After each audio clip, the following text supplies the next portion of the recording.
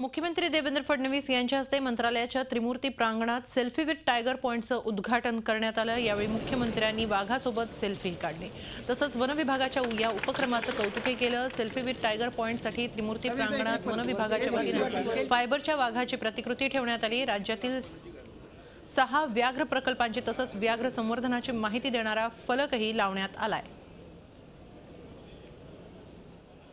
1913 मध्ये जगात 1 लक्ष वाघ होती आणि ती आता 4000 वाघापर्यंत आली आहे।